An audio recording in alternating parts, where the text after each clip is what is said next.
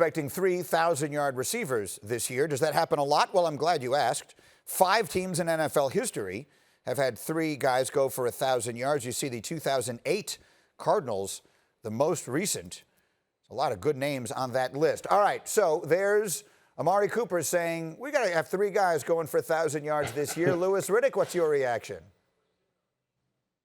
My reaction is, wow. Okay, so I guess what Amari is saying is that they're going to change their whole identity on offense because this is a run-centric offense. This is a team that I believe was 12th overall in terms of rush percentage in 2019 in terms of their play selection, and that's why they paid Ezekiel Elliott. Number 2, the question is this: do you have the quarterback that you really want to put that kind of responsibility on? Is Dak Prescott really that guy? And see, I have some questions about that because in late game situations, when it's been within a score, he's the kind of guy who I don't know if necessarily he's the one that you want necessarily always pulling the trigger in those kind of instances. I think you always wanted to run through Ezekiel first. And what I mean is this. Look, when you look at this tape right here, again, a game within a score, 4th quarter, 3rd and 2, it's these kind of decisions. Can he get the ball where he needs to get it to in terms of making a big play at the end of a game? Here, another situation, 4th and 5, 4 points, 4-point score differential in the 4th quarter. Can you make the kind of throw, although I question the play call there as far as targeting Ezekiel Elliott in that kind of situation, can you make the kind of throw that's necessary to win the game? And then here again, down by 8 to the Philadelphia Eagles, 4th and 8 in the 4th quarter, he leaves this ball short to Michael Gallup on the left sideline down in the end zone. The question is, do you really want Dak to have that kind of pressure put on him, or do you want to just leave the offense, the way it is as far as being run-centric, let the passing game come organically, and not try to force anything by virtue of, the people that you have? Meaning this, you don't want to have to try and get enough targets to all 3 of these wide receivers so they all go over 1,000 yards. I think they're on the right path.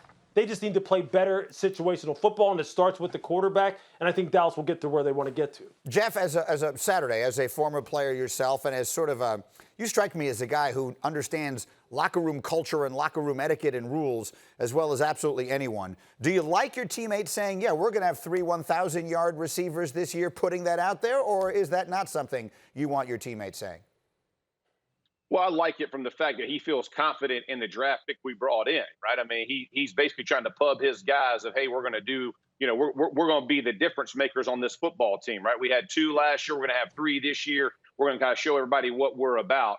But from the offensive game plan for the Cowboys, I do not agree. Listen, I was on one of those teams in 2004 with Stoke, Marv, and Reggie, and all getting their 1,000. I get it. I've been on teams that throw it. But at the end of the day, for the Cowboys to win, they have got to use Ezekiel Elliott. You saw it playing the Eagles at the end of last season. They only give it to Zeke 13 times. They throw it 44 times. They can't make it happen. You have got to use your offensive weaponry. The number 1 spot for them is Ezekiel Elliott. The receivers have to kind of play second fiddle to that. And that's honestly the best opportunity for the Cowboys to be successful. I love the attitude. I love he's backing his guys, all those things. But ultimately, we know how we're going to win football games, and that's by turning around and handing it off to that guy who can go get 4 and 5 yards a clip. Jeff Darlington, what do people around the league expect Mike McCarthy's offense to look like in Dallas?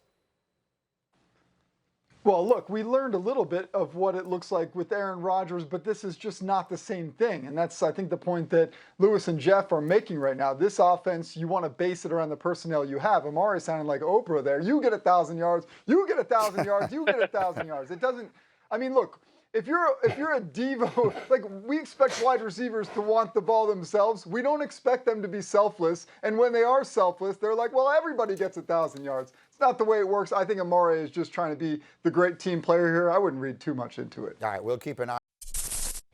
Thank you for watching ESPN on YouTube. For live streaming sports and premium content, subscribe to ESPN+.